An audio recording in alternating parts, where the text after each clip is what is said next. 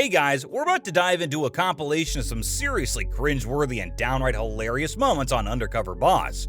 You know that show where big shot CEOs go undercover to experience life on the front lines of their own companies? Well, let's just say that when bosses try to blend in with their employees, things don't always go as planned. I was feeling like people were starting to maybe think, who is that guy? It was just uncomfortable.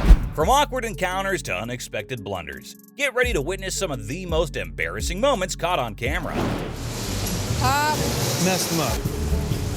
Got a jam up over here. So sit back and prepare for a roller coaster of laughs and secondhand embarrassment as we delve into embarrassing moments on Undercover Boss. Talking about embarrassment, what can be more embarrassing than the CEO himself not knowing how to keep up with the pace? Golf clubs are the heart and soul and bread and butter of what they do at the TaylorMade factory.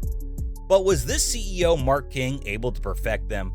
We have to do this a little bit faster. As you can see, you should just stop the wheel. Okay. Put it in. It all goes together, huh? Yeah, it all goes together. While the CEO was working on perfecting the art of assembling the clubs, his employees started getting frustrated because work has never been slower. What people are doing is they're staring. There were people actually walking from other departments to look at me, so I'm really nervous that they're going to recognize me. Oh man, let me tell you, it's like he had a secret identity, but he couldn't quite keep it under wraps. As the CEO of his own company, he thought he could pull off going incognito, but things quickly went sideways. The pressure to perform and the fear of being exposed add up, and you can practically see the embarrassment written all over his face. Yeah, I think you busted me. You recognize me? You recognize me? Poor Mark struggling to keep it together as his undercover mission gets increasingly cringe. The fact that none other than Mark himself, CEO of his own damn company, is not getting the hang of it is just pure embarrassment. You weren't supposed to. Well, it's nice meeting you. Nice to meet you. Nice to meet you. Nice to meet you. Eventually, him not being able to work properly caused so much chaos and caught the unwanted attention that eventually he was busted, and the undercover failed in here. Talking about failures and fumbles, our next CEO fumbled his own company name. And if that wasn't embarrassing enough, a customer said something to him that he took to heart. You picked a bad shift for first night. David, the owner of White Castle, decides to work on ground level of the most busy store in his company. This CEO had his fair share of bloopers, starting right from the get-go. An order of chicken rings. Order of what? Chicken rings. That's the. Oh, I thought you said chicken wings. Oh, you won't believe the bloopers and blunders that unfolded. David stepped into the heart of the action during rush hour, ready to take on the challenge.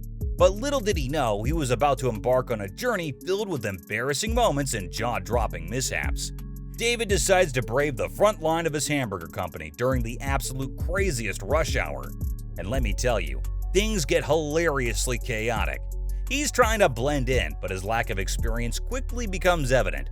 While he was working his night shift, he majorly messed up after announcing this to the driveway passenger. Welcome to White Castle. Can I take your order, please? Oh, the sheer cringe and embarrassment. You won't believe what happened next. This CEO, David, stumbles over his own company's name like a rookie. I mean, talk about a major fumble. But hey, there's no time to dwell on mistakes when you're in the heat of rush hours.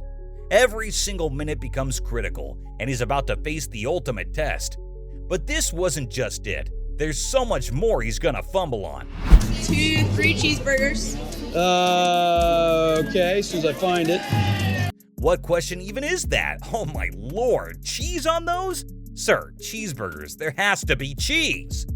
It's like asking for a sandwich without bread. Cheeseburgers without cheese? That's just sacrilege. I mean, it's right there in the name. But hold on tight, because this is just the beginning of the cringe fest. Our CEO is in for a wild ride as he navigates the rush hour at his own hamburger joint. Working a night shift, you really have to be the king of multitasking because you're taking orders, making drinks, handing out food, collecting money.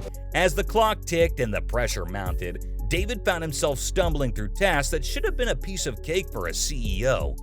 The awkwardness was palpable, and you couldn't help but cringe at every misstep. But however bad things goes, they really taught him that groundwork is not a walk in the park. There's so much hard work and attention needed at all times. And if he isn't the lousiest CEO, because I have one more listing of White Castle, and this time it is in the inventory. Messed them up. Got a jam up over here. As if the rush hour debacle wasn't enough, now we have an inventory disaster to add to the mix.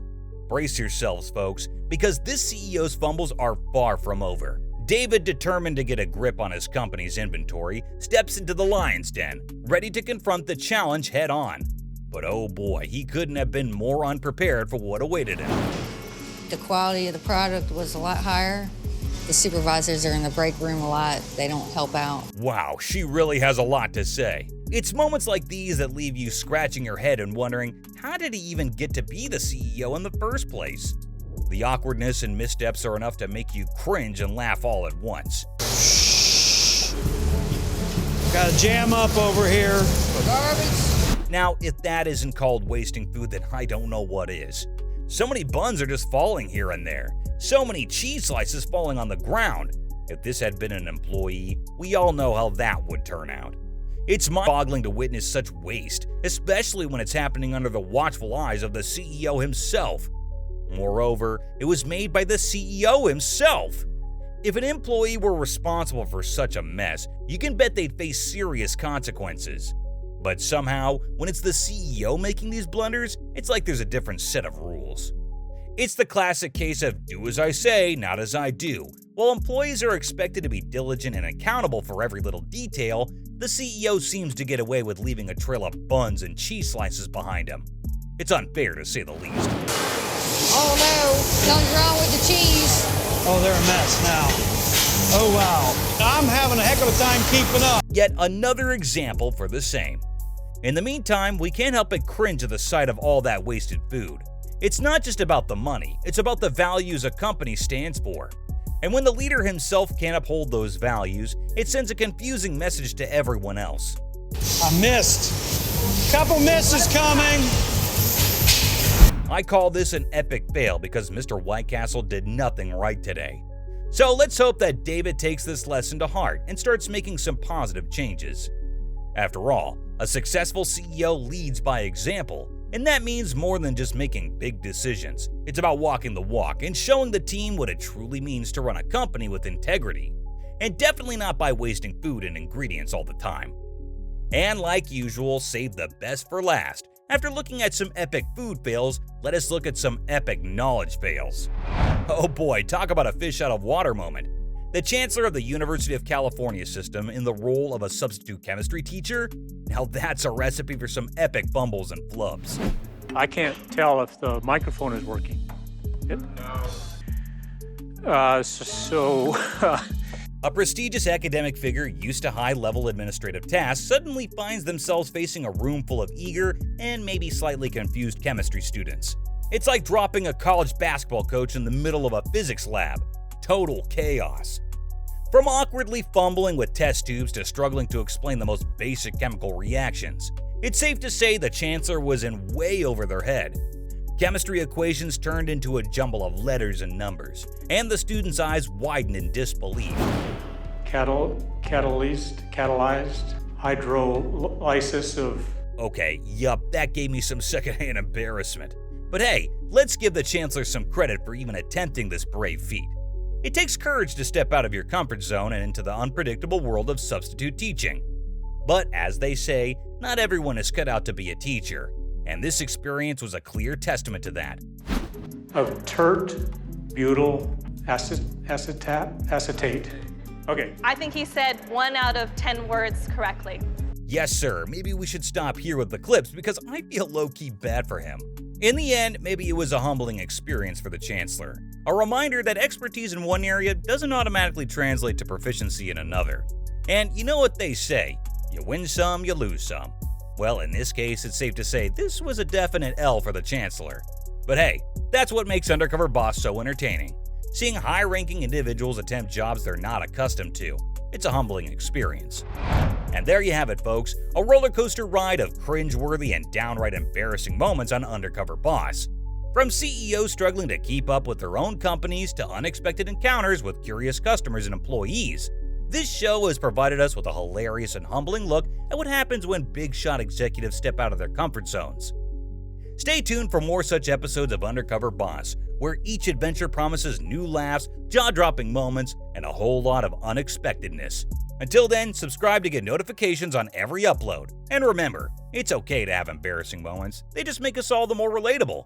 Do let us know in the comments what was your favorite moment from today, or if we should get a part 2. Peace out.